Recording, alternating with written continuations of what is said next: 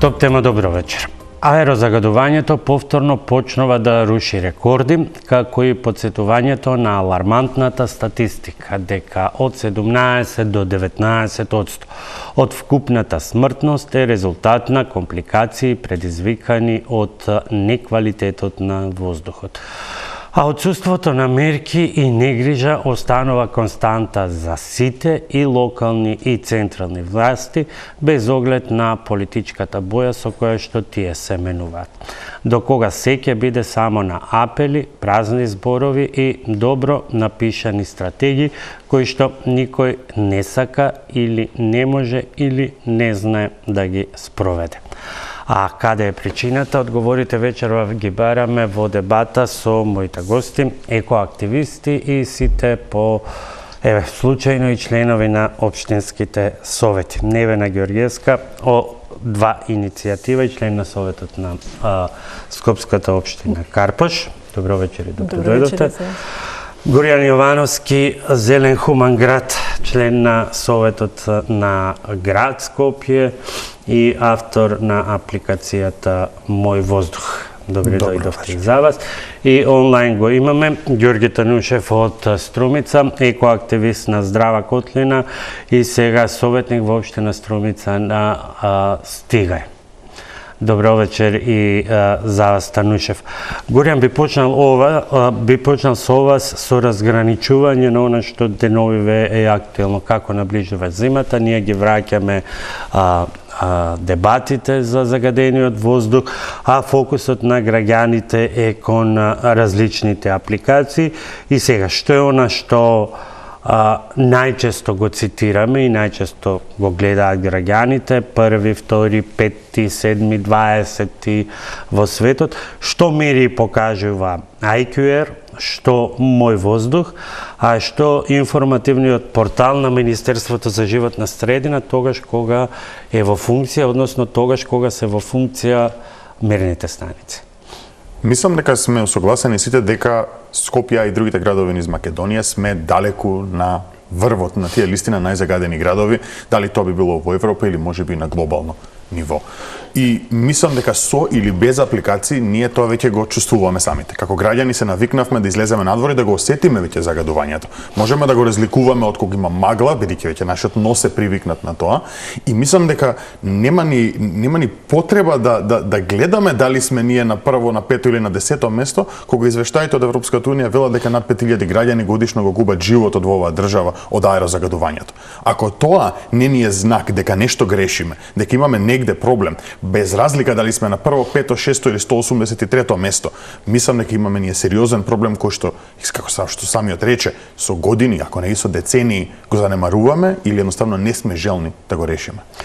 Што значи кога сепак ќе се прочита дека земјава е на 32-то место, ова е само една, да не ги споменуваме сите други статистики, на 32-то место како најзагадена земја во светот, според годишната концентрација на PM2 частичките. Поразително е. Поразително како една земја што велиме дека сме на европски пат, се стремиме да бидеме како тие западни земји на кои што се догледуваме и велиме окей, сакаме таков воздух, алпски воздух, амстердамски воздух да дишаме, а се наоѓаме на 32-то место, дното на листата, најзагадени во светот. Поразителен е фактот дека очигледно политиките кои што ги креираме или уште повеќе не ги креираме не помогнале да направиме ние некакво исчекорување кон подобра иднина или позелена иднина. Така што за мене барем, како човек што веќе 10 години збори на темата, работи на темата со овие податоци, јас не гледам никакво вистинско придвижување кон нешто подобро. Невена, кои се вашите оценки генерално на О2 иницијатива, особено имајќи го предвид и искуството, сега малку е специфично, но добро е. Имаме еден советник од Скопје, од град Скопје, еден од Скопска општина и еден од општина надвор од Скопје, бидејќи особено кога е во прашање Скопје, регулативата и обврските се многу измешани. Да, меѓутоа во однос на загадувањето на воздухот не можеме ништо сами, може со некои субвенции да намалиме во одредени делови, меѓутоа онакво загадување како што имаме ние со години, Мислам, тоа треба една државна стратегија да се направи во насока на тоа да се предвиди ригорозни мерки да имаме за да речеме во одреден период од 10 години или од 5 години да имаме некоја цел да стигнеме да речеме до 50% намалување или до одредено, па да видиме како идеме како се движиме по тој план, дали треба нешто менување или ако иде добро да се вложи некои додатни инвестиции за да идеме на уште подобро. Кај нас нема таква стратегија. Цело време се збори дека проблемот не се решава за 2 години, не, мислам, треба година, веќе 10 години зборуваме, ние како активисти зборуваме за проблемот. Иначе има податоци дека загадениот воздух, знаеме дека Скопската котлина има загаден воздух и се мери уште многу порано. И нас не поминува времето во зборење дека проблемот е нерешлив и со правење некои пиар мерки што само ги маскираат конкретните. Како да се убедиме, бидејќи прв пат кога се донесе законот, првиот рок беше за прв пат законот е донесен, мислам, 2009 година, со тоа што во него беше донесена обврска дека граничните вредности, значи чист воздух, особено за сите овие PM10, PM2 и останатите, ќе бидат достигнати 2014 година. Кога ништо не се направи, беа одложени за 2018. Дојден владата на СДСМ ги одложи за 2022. Во меѓувреме само се менуваат ситници, прак на известување, мерки за алармирање и во суштина ништо. Во однос на праговите на алармирање и информирање, тоа можам да кажам дека и нас како активисти ние постигнавме да се усвои тоа намалување и секоја година се намалува тој број со цел само да едноставно сватиме да бидеме по поголем притисок за да може да почнат да се спроведуваат по соодветни мерки. Меѓутоа, кај нас ништо не се спроведува. Очигледно и тие прагови што се намалуваат и што прагот на алармирање треба да биде на 2-3 дена, едноставно не ги тагира. Ја мислам дека среќа имаше што последниве години имавме поветровите години. И не дојдовме у ситуација како сега е уште у ноември да почнеме со големо загадување или да имаме како 2015 константно 15 дена, значи максимални над 2-3 пати над дозволено, не 2-3 пати, мислам дека и 10 да.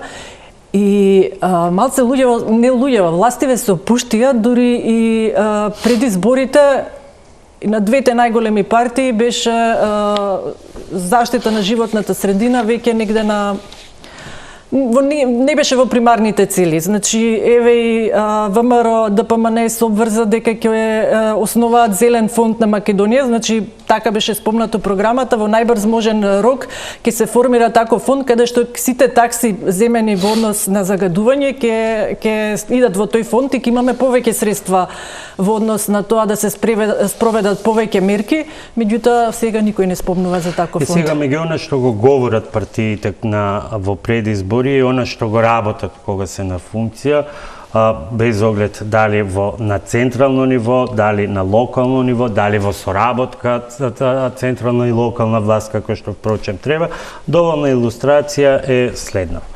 Скопје утрово е повторно меѓу најзагадените градови во Европа, а ниту градоначалниците од ВМРО, ниту владата на Мицкоски не преземаат ништо за загадениот воздух. Препознавате чие е соопштението во моментов на опозицијска партија која била на власт.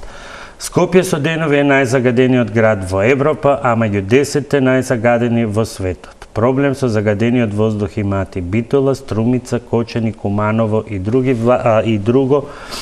градови, но власта ништо не презема. Ветуваа многу, а не реализира ништо.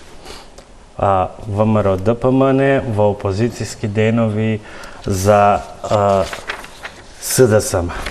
Па сега прашањето е до кога така? Тоа им дозволуваме. Значи, народот им даде голема доверба, иако прашањата за животна средина не беа високо тагирани во тие програми. И едноставност, народот е преокупиран со многу не беззначени, него многу помалку значени теми во однос на здрав живот и здравието пред се за иднината на децата што живеат во оваа земја, отколку и свесни сме дека тука цело време се збори за нашиот пат кон Европска унија, во однос на тоа колку е приоритетно некои прашања да се решат, меѓутоа никој не го спомнува ова поглаве.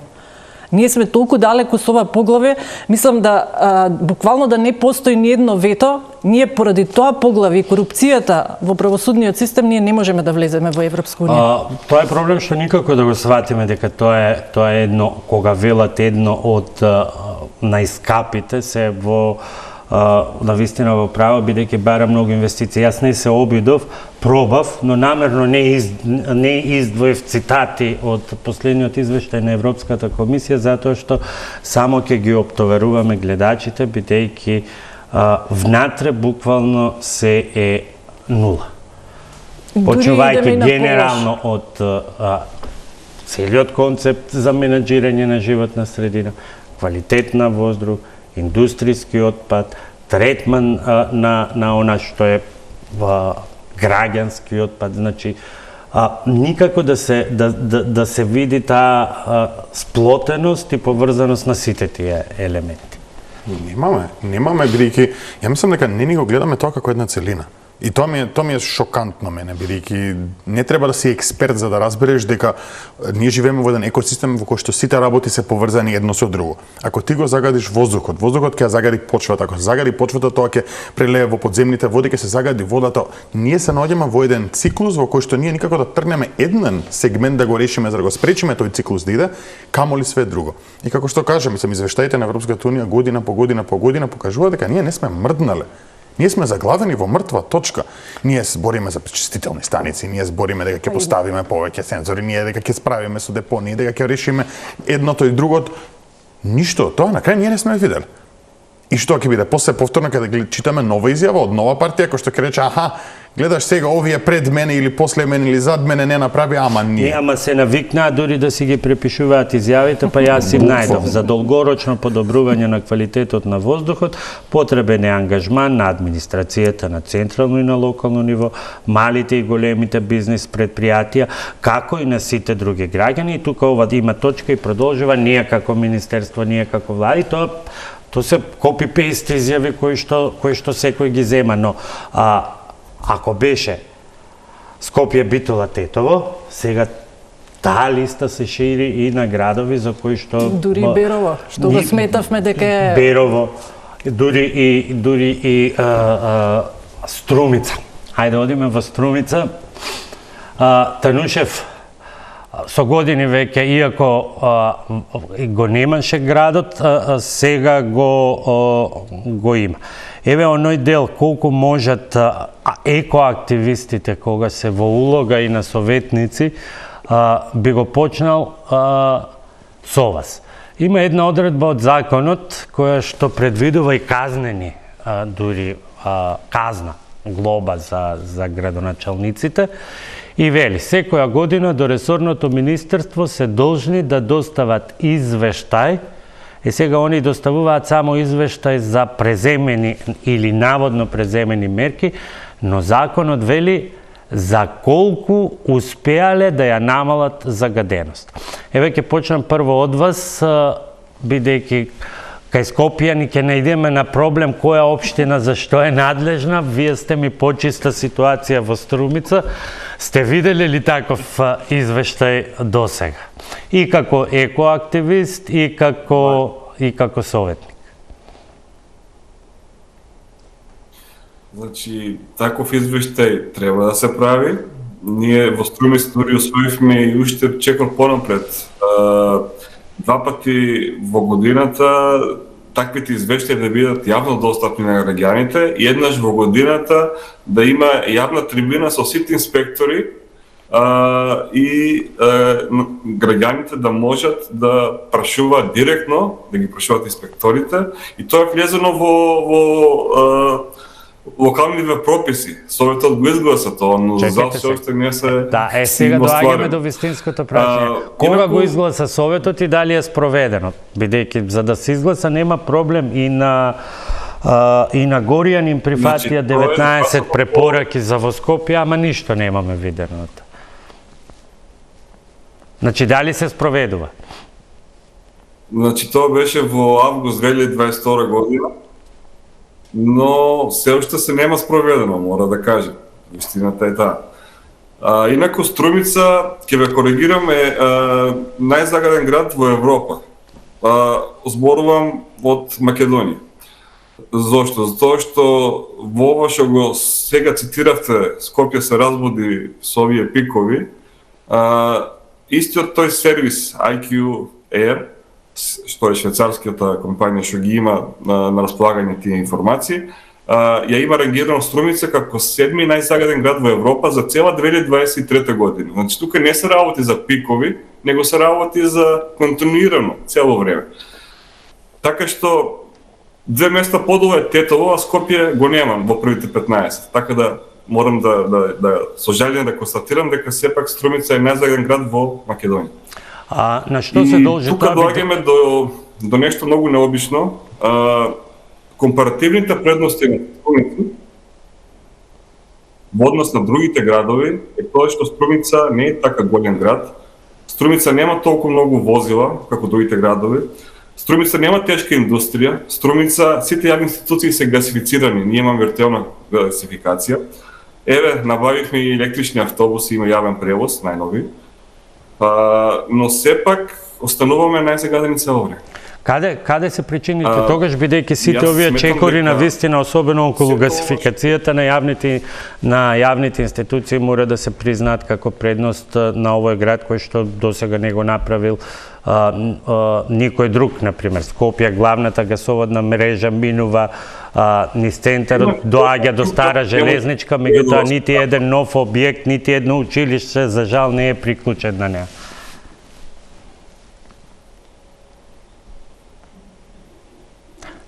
Прашањето беше на што се должи. Мислам дека проблемот е во тоа што немаме контрола на горењето во планите. Тоа е моје мислење, затоа што ако беше до дрвата, она што пробуваат цело време да го наметнат како значи загадуваат и дрвата, нели, загадувањето на горењето дрвна маса е нормално и тоа со години е така.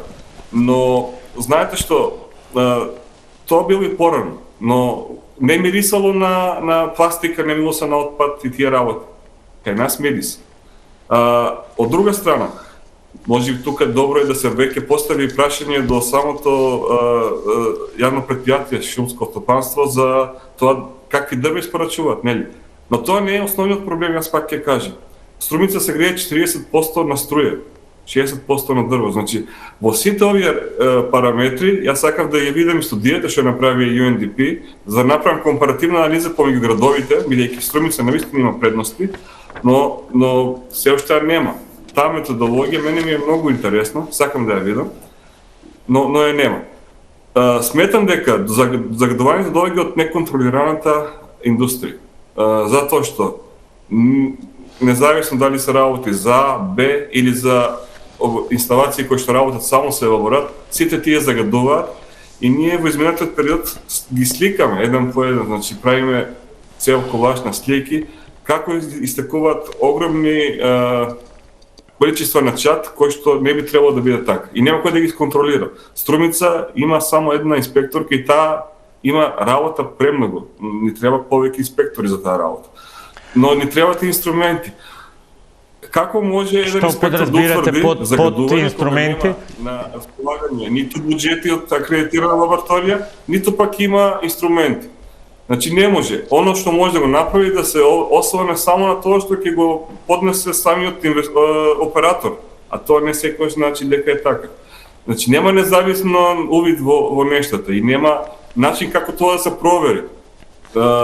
Единствено само преку верување на збор. А знаеме ние колку сме на збор си држиме зборам. Значи не е како што треба. Такво нешто не смееме да имаме. Благодарам Танушев за сега. Танушев допре една интересна тема, а тоа се причините. Си има впечаток дека некако како екоактивисти не можете да најдете, хајде да не речам заеднички јазик, не, но може би дека имате известна скепса, ако не грешам, кон сите овие истражувања кои што се обидуваат да ги лоцираат изворите на загадување и главно сите се врзуваат со грејењето во домаќинствата. Зошто таа скепса? Еве Горијан прво од вас. Бидејќи ние велиме дека има неколку извори на загадување. Загревањето во домаќинствата е еден од нив. Но понатаму имаме загревањето во јавните институции, имаме индустрија која што е комплетно неконтролирана, имаме горење на отпад кој што се случува и така натаму и така натаму.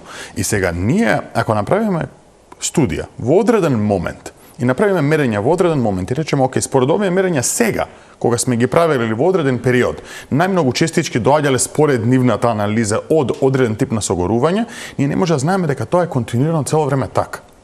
Индустријата често сакаат и често гледаме дека ја тргаат од мета, од министерство, од инспекторат, не се спомнува, па малце било, па немојте. Ако е малце и немојте, зошто немаме континуиран 24-часовен мониторинг на секоја емисиона точка, на секој објект кој што има барем А и Б интегрирана дозвола, ако не и тие со елаборати.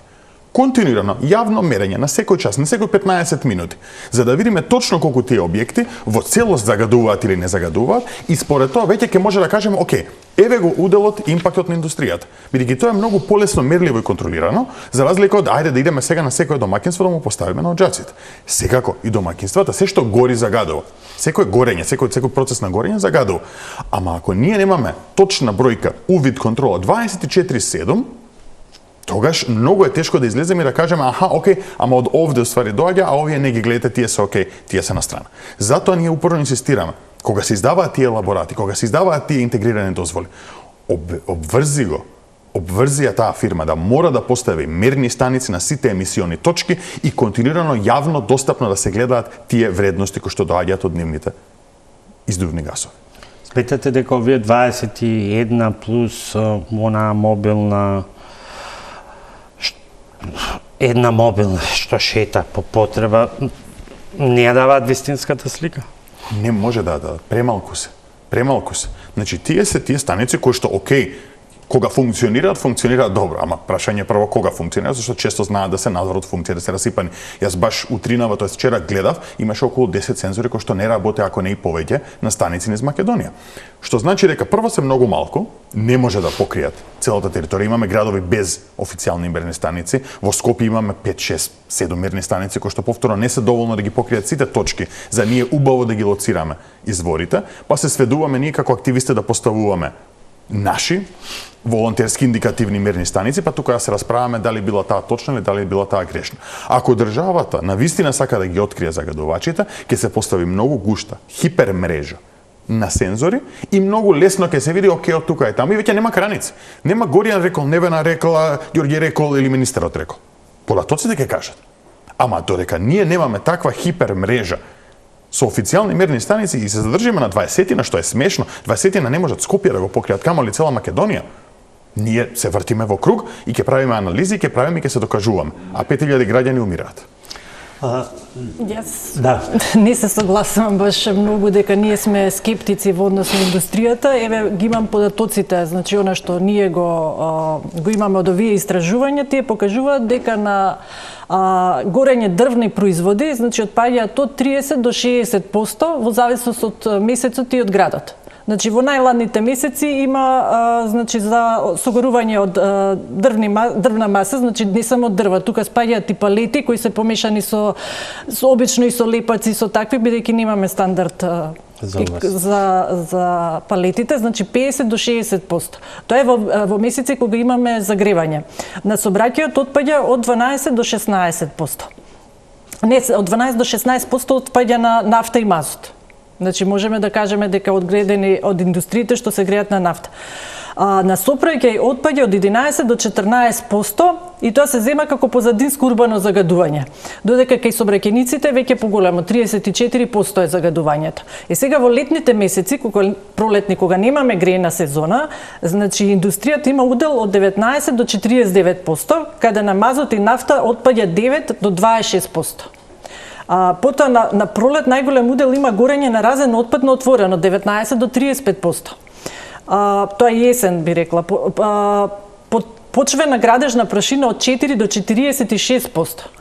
Собраќајот има удел од 4 до 25%. Значи нас негде околу 30% веќе и собраќајот 25% собраќајот отпаѓа. Грејењето дали од индустријата или од загревање на домовите исто учествува негде 30-40. Оваа прашина што се спомнува од почвена прашина што се дига ради и тоа што имаме сува клима, значи обично земјата не е влажна и при секое движење се подига и таа прашина и учествува таа прашина. Градежните активности, да. улиците. Значи, има неколку извори и ние немаме стратегија како паралелно. Сега гледаме дали повеќе загадуваат граѓаните или индустријата, едноставно сите загадуваме. Почнувајќи од сообраќај до градежната индустрија, до тоа што исто се спречува и струењето на воздухот и тоа е многу битна работа. Бидејќи на повисоките места гледаме дека има веќе поголем провев и нема толкави загадувања. Значи, она што е во котлините, каде што е затворен провевот, тука стои тој воздух и се дојка нема ветер, буквално се акумулира. Затоа и реков дека ги оставив настрана сите заклучоци и препораки од извештајот на Европската унија, бидејќи во тие неколку сегменти влегува и урбаното планирање. Сега пред да се вратиме само да спомнам и за овие за горење на отворено. И ние се спомна податоци во однос на тоа на 2.5 PM частичките и 10, меѓутоа кај нас не се мерат фурани, диоксини и ред други многу отровни канцерогени супстанции кои ние ги чувствуваме во воздухот.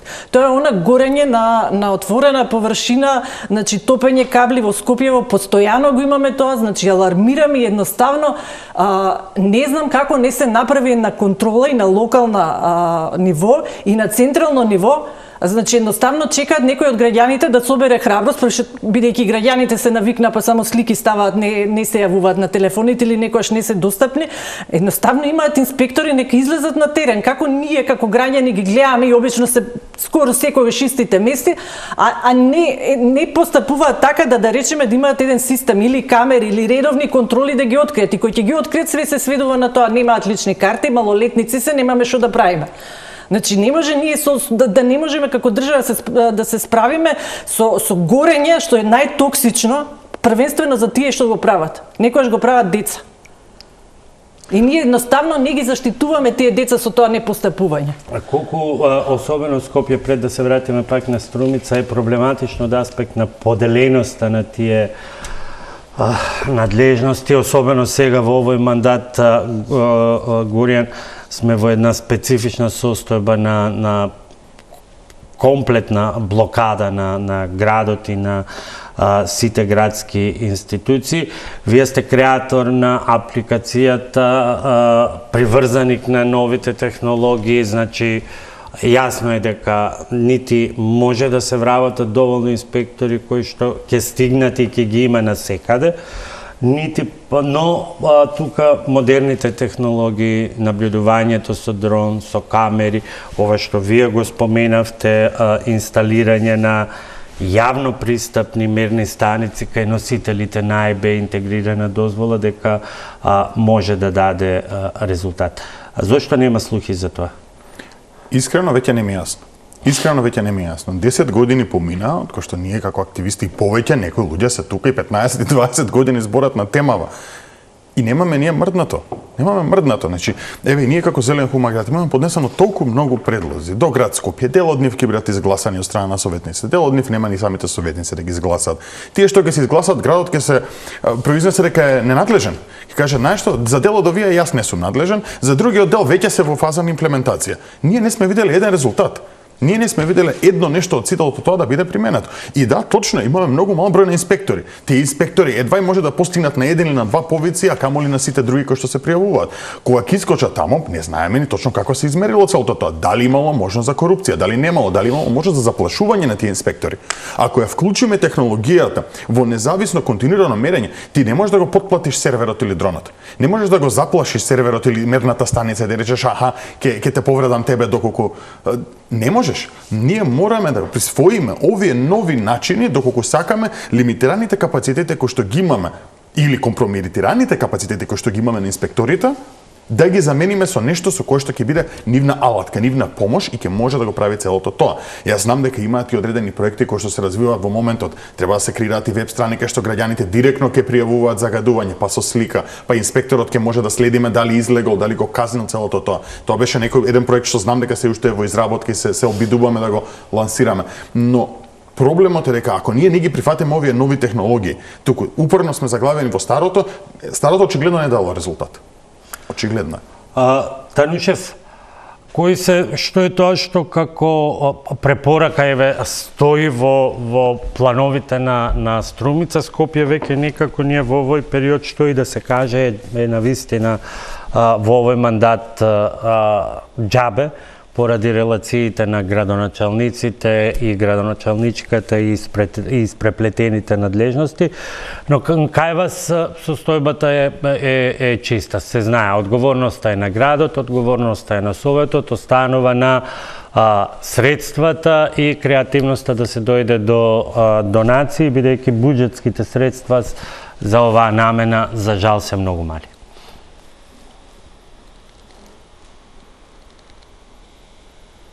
Дали се слушаме или имаме? Па, Струмица, за воля на вистината, има направено доста работи во делот на екологијата. Јас ве слушам. Да, ве слушаме сега и ние. Навистина, Струмица, би спомнал само некои работи, се инвестираше во... Да, се инвестираше, значи, во канти за селекција на отпад. Тоа е значајно за нас, затоа што пробуваме да ги навикнеме граѓаните да селектираат отпад. Ние сме гасифицирана општина, така што пробуваме и да ги мотивираме индустријските капацитети да се преминат целосно на газ и полека тоа се случува. Не е со некој брзо темпо, но се случува. За жал за граѓаните тоа се уште е релативно скапо. Некоја проценка е некаде околу 5000 евра е потребно за промена на грејните тела во самите домови за да преминат целосно на газ. Така да таа е слаба динамика, но има можности. Тоа е една работа што другите немат. Навистина има секундарна гасификационна мрежа од 43 км, што не е малце. Значи тоа директно може да се искористи. Но од друга страна, еве се градат сега и нови паркови. Но тоа нема да не спаси, пак ќе кажемо, заради тоа што малце по малце ние како да забораваме дека треба да се делува системски. Не може само градот без централната власт тоа да го прави. Требаше да имаме закон за индустријски емисии кој што упорно со години не се става на дневен ред на собрање да се усвои. Оно што го зборува Горијан, да има секоја инсталација, независно АБ или кој да е, мерни точки кои што автоматски ќе прават контрол. Тоа во исто време е потребно и за усогласување со европските закони или се возиме кон Европа. Така да ова апсолутно ќе ни биде потребно. Но Струмица, например, конкретно, јас би спомнал дека она што најбитно би било е да се активираат службите, бидејќи нема видено конкретни изречени казни кон индустријски загадувачи. Такво нешто јас кај нас немам видено. Што доминира? Цело време извинете, Тануше, што доминира? Б или А интегрирана дозвола? Мислам дека Б се доминантни. А сега се во зачеток неколку. Имаме 13Б, имаме 2 со А, но и тие кои работат, кога не работат, како и да е. Има многу инсталации кои што работат само со елаборати, кои што од моментот на издавање никогаш не се биле ни проверени по мене. Само со елаборат, а загадува. Значи, такви има многу. Значи, ни треба нешто што ќе покрене дека еве навистина тоа не се случува, да ставиме крај на дилемите дали е дрвата, дали не. И уште нешто многу битно би било. Луѓето што користат дрва за гревење не би требало да добиваат мокри дрва, бидејќи тие се во огромен процент на загадувањето што сега го има. Шумско стопанство има инстанци кои ги издава тие дрва непосредно пред самата грејна сезона. Значи, тие се мокри дрва, недоволно осушени и кога ги стават во печката, тие генерираат огромни количества на газ, што не е во ред. Би требало да има некаков стандард и за таа работа. И тоа да се пропише на ниво на цела држава. Сезоната, да биде како на Запад. На Запад не смеат да ви дадат на вас огревно дрво, што не е поминало една година слушање. Значи, си има точно колку треба да е важноста во секоја дрвна маса за да биде одобрена законски за горење. Кај нас тоа го нема. Во Струмица конкретно исто така многу е актуелен проблемот со земско загревање на оранжериите. Значи, во Струмица има огромно површини на пастеници кои што зимно време ги загреваат со цел да обозможат поголеми услови да расте тоа земјоделие. И сметам дека и голем дел од загадувањето во Струмица е и токму од тоа. Знам дека во општините кои што граничат со Струмица, Босилово, Ново село и Василево, па дури во самата Струмица, некои купиш на таа страна, знае начинот постојат на грејење. Мораме тука на кратка пауза за реклами и продолжуваме.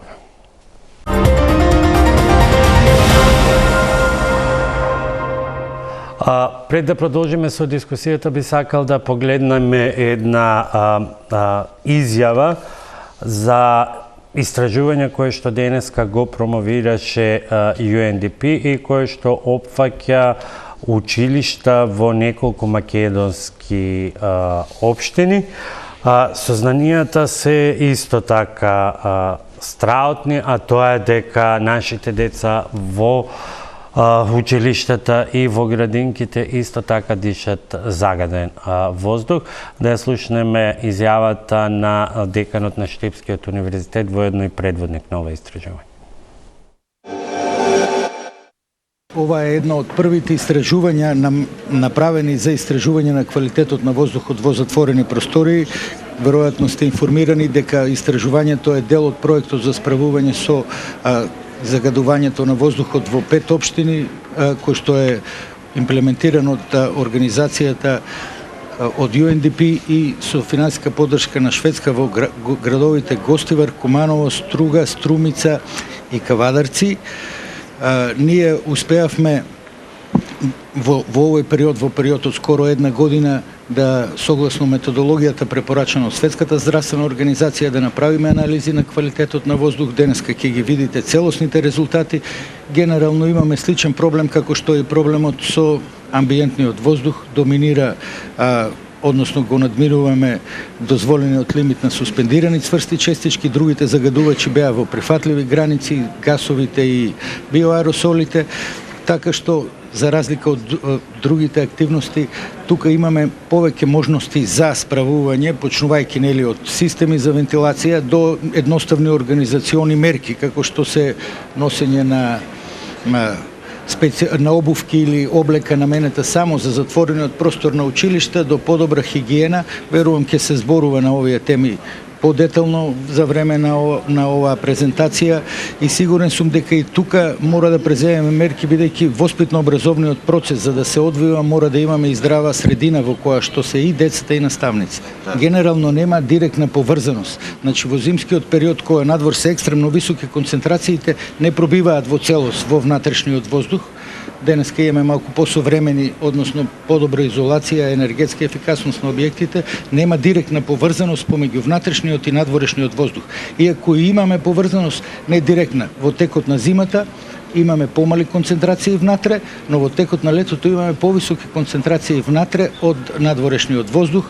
У просек ги надминуваме препораките на Светската организација скоро за 2 пати, така што неопходно е да се преземат мерки кои што би направиле условите во училиштата и во градинките да бидат и здрави и безбедни за децата и за наставници. Генерално ние дишаме загаден воздух и внатре и надвор, со тоа што внатрешниот воздух веројатно е и поголем проблем за нас, бидејќи ние престојуваме, посебно во зимскиот период внатре отколку надвор, 90% од времето ни е внатре. За разлика од надворешниот, тука имаме повеќе решенија, како што спомнав, од современи системи за вентилација до едноставни самостојни системи за филтрација на воздухот кои со HEPA филтри доколку се опремени можат според повеќе студии во реални услови да намалат и 80-90% од концентрациите на суспендирани честички, како што спомнав, едноставни мерки за хигиена, пребришување мокро почесто, користење на обувки или облека наменета само за внатрешниот простор, значи не со надворешната облека. Сите тие мерки заедно, ако се проактивно постават и ако се следи состојбата, верувам дека може да резултираат брзо. Долгорочни треба да го најголем дел се внесува од тие загадувачи, дали директно или индиректно од надвор, дали преку обувките, облеката или со пробивање преку обвивката на зградата, поради нехерметичност, тоа се внесува од надвор. Така да ако надвор го решиме квалитетот на воздухот, долгорочно ќе го решиме и внатре. Еве, тоа е истражувањето околу состојбата во градинките и училиштата во Кавадарци, Кумваново, Струга, Струмица и Гостивар, и веројатно тоа е за дебата и ќе се дебатира за тоа во училиштата, да не ги плашиме родителите, но само пием честичките во затворено, изнесуваат од 40 до 80 микрограми наспроти границата од 25 микрограми. И повторно Георгиевска и професорот се врати на заклучокот. Ако не го решиме проблемот надвор, ништо не правиме со ова, бидејќи препораката на присутните министри на оваа дебата беше па добро, еве со блок дотациите што им ги доделуваме, училиштата нека купат прочистувачи на воздухот. Не е решение. Мислам, во секој случај ќе ја подобри ситуацијата додека не се реши, меѓутоа не може да останеме само на тоа и да мислиме дека децата ни се на безбедно место ако се во училиште или ако имаме дома прочистувач. Затоа зашто она го спомнав и на почетокот. Не може како држава ние да не мислиме на нашата иднина. Децата наши имаат помал капацитет на белодробен капацитет токму поради загадувањето. Поподлежни се на алергии. Значи влие на многу насоки. Да не зборуваме колку има последици во односи на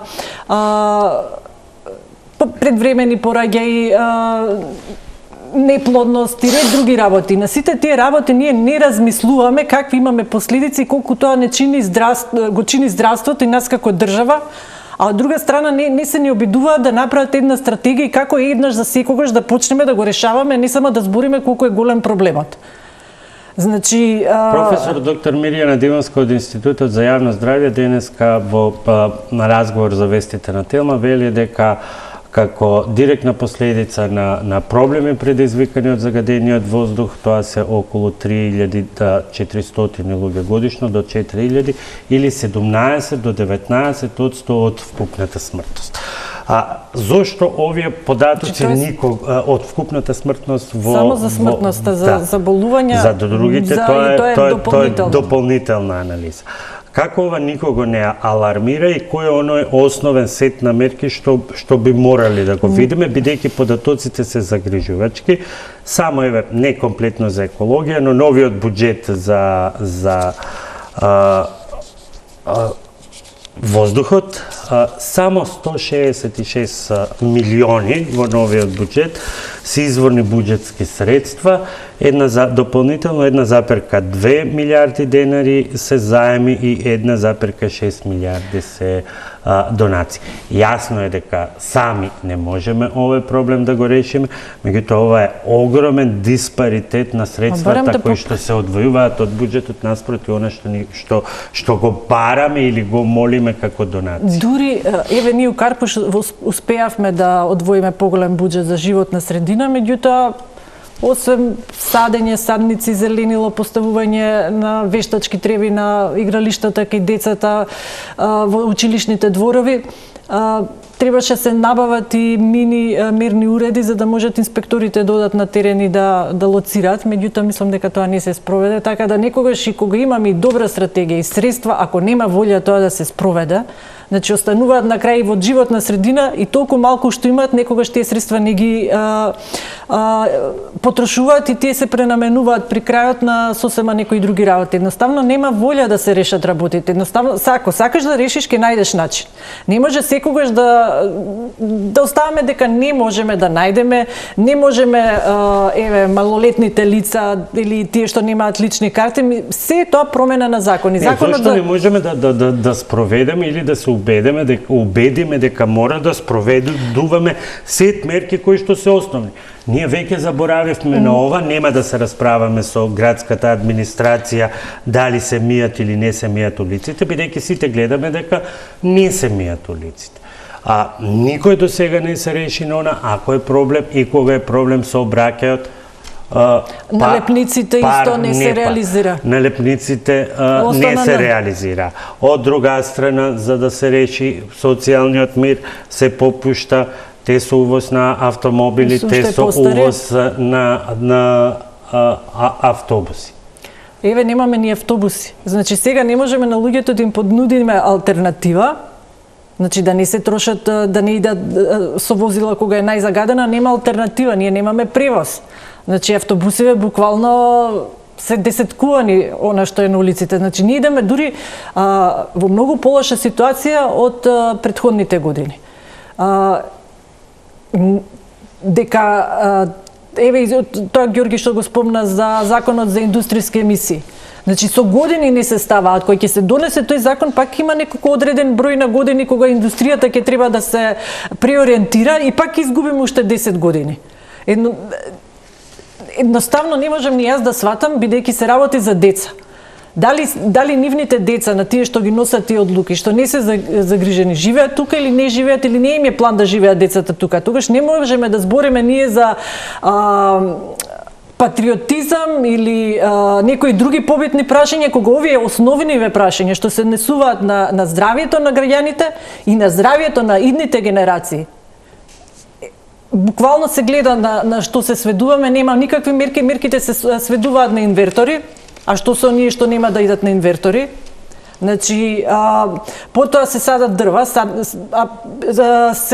тие дрва многу мал број се успеваат да се зафатат. Еве, ја имам евидентирано на потегот на Партизанска, што е од Карпош 4, беа исечени 10 дрва, наводно беа исушени, не беа исушени. Од тие се посадија дупло, од тие дупло дали 3 се фатени. Добро, и 20, и оно што е најкарактеристично за цело Скопје, за сите општини, оние 20% зеленило завршуваат на убави 3D фотографии со жардинери и кровни тераси, кои што кровни тераси после тоа некако чудно со она не е фантомска законска можност, меѓутоа веројатно ќе треба да се размислува како да се ограничи со обични измени во тек на градба, тие 20% едноставно ги снемува и никој не регулира. И никаде нема руфтоп или зелен кров во Скопје. Ние не само што немаме зелен кров, значи ние се вадиме со тој концепт. Ке ставам дрва во сакси. Ке поставам дрва во сакси, ке ставам на балкончето, ке има нешто зеленило, ке изгледа. Јас се го завршам. Прво што е само на слика, а друго, не го решава проблемот. Не го решава проблемот. Ти кога ќе надвор жешко, кога е топло, ќе се скријам на кров под сенка. Там сакаме колата да паркираме под сенка, на кров ќе ја качиш. Тоа така го решаваме ние ова 20% зеленило. Наместо да се грижиме дека доле самиот град имаме топлотни услови во лето, се печевме до сега заврши печењето, сега ќе се гушиме во зима, ама ќе се тешиме дека можеби ќе направиме нешто такво, ќе ставиме на некоја скица и ниту една зграда која што била направена не се има реализирано со тие такви фамозни 3D скици што ги спомнуваш, што не ни е решение за целото ова. Значи немаме инспекција, немаме спроведување на ниту еден од тие закони кои што треба реално да не штити нас во оваа ситуација и се доведуваме секоја зима повторно да го кажуваме истото. Повторно се да прашуваме дали нивните деца живеат овде, дали нивните родители го дишат овој воздух, дали некој од нивната фамилија не е заболен, нема астма, нема белодробни заболувања.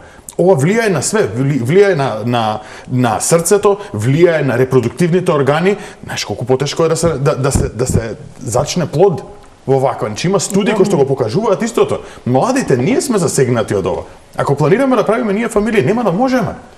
Значи, толку е ненормална ситуацијата, но очигледно е дека ова е како климатската криза. Во моментот, баш сега, дур седам тука во столчето, мене не ме афектира. Па окей, ќе го заборавам.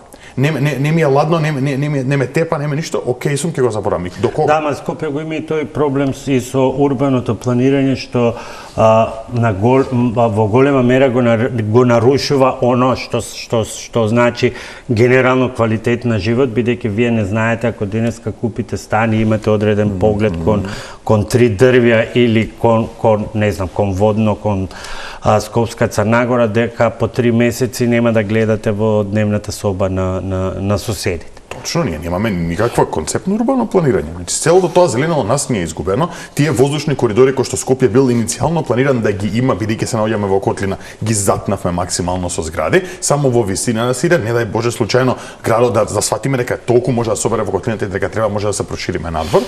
Едноставно го затнавме градот за да немаме воздух, пробив на воздух и после се чудиме зошто во зима поради температурната инверзија ни се собира воздухот матер. И уште една небулоза, значи за секој детален урбанистички план треба да се донесе општината да донесе одлука за спроведување или не спроведување на стратегиска оцена за влијание на животна средина. Тоа е сведено на толку банална работа, тоа се стои во законот. И секојето Министерството за животна средина ги одобрува тие одлуки за неспроведување, бидејќи имало градот спроведено, значи од кога од онестариот дуб што веќе му измината и важноста. И тоа така си поминува без да се оцени влијание на животна средина, се градат огромни згради, као све било спроведено, све супер ни функционира и од сега ќе се чудиме од каде не имаме загаден воздух.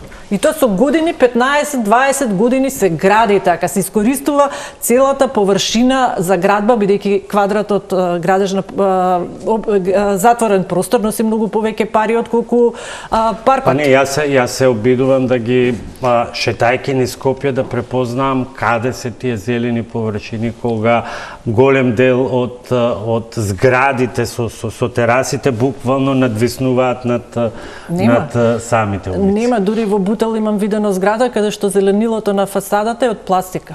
Не. Да. Значи... Добро, модерни се декоративните елементи. Танушев, ја споменав на почетокот, ја споменавте и вие дека сакате да ја прочитате ова анализа која што е направена во однос на воздухот во Струмица. Генералните насоки се истражувањата се тие, може да си дебатирате и вечерва накратко, а повеќе со авторите понатаму. Загадувањето во зимските месеци во најголем дел е поради согорување на биомаса, односно грејење на домакинствата со печки, дрва, пелети. Втор голем извор на загадување е сообраќајот, кој што е поголем проблем во потоплите месеци и во зимските месеци значително загадување и горење огнови на отворено. Ова го има за неколку градови. Што значи тоа огнови на отворено?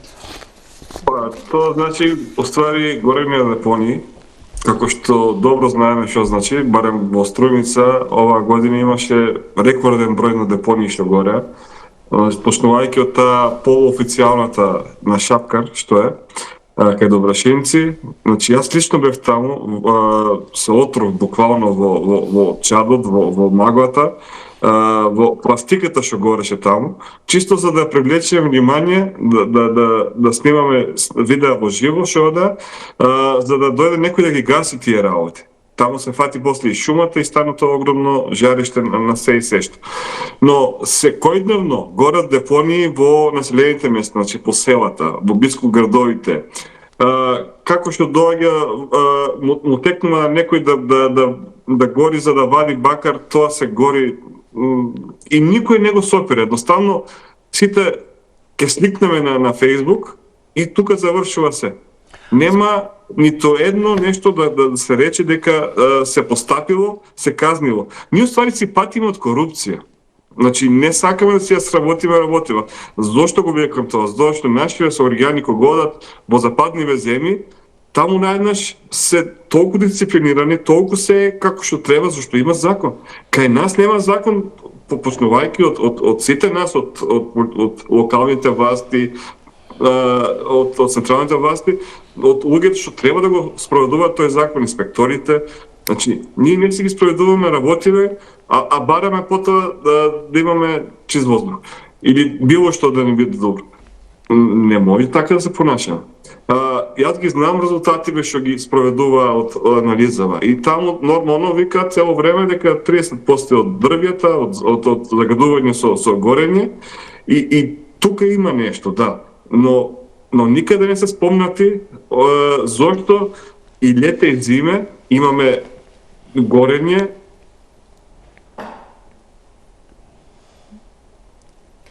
Да, го изгубивме Танучев и при крај сме. Ќе мораме уште на една пауза за реклами, а потоа одиме со нешто што може да се предложи конкретно за Скопје, а ако со оглед на актуелната ситуација оваа година воопшто може, бидејќи веројатно ќе бидеме жртви на кавгите во Советот на Скопје, на кавгите на општинските градоначалници со централната скопска власт, и тука веќе ова се чини можеби дека ќе биде уште една промашена година за какви било мерки. Пауза за реклами, па се враќаме во студиото.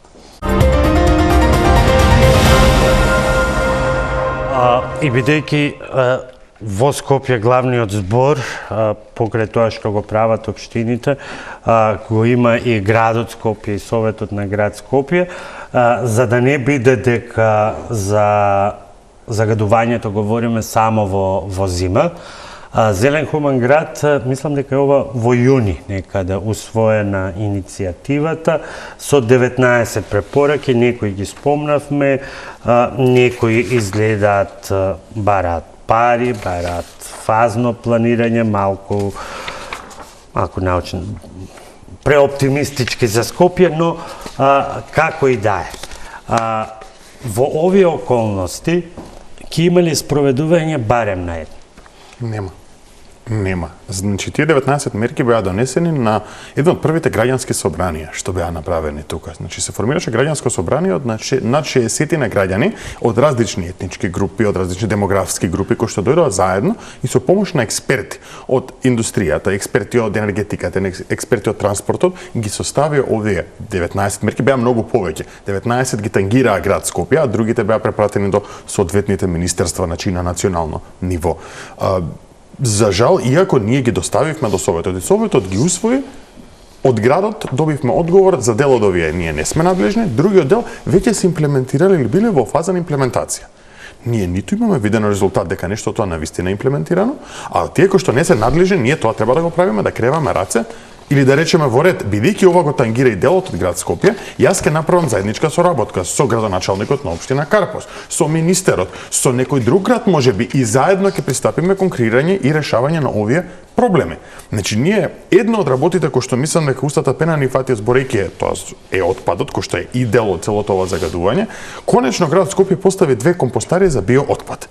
И рековме ќе славиме. Првата победа, еве имаме 2 компостари за биоотпад, пластиката уште не е извадена од нив. Година и кусур сцерат со пластиката ставена на нив, едното се наоѓа во паркови зеленило, другото се наоѓа во зоолошка градина. Јас како граѓанин не можам, прво не ни функционира за тие предпријатија, камо ли јас да дојдам да фрлам биоотпад. И што со тоа?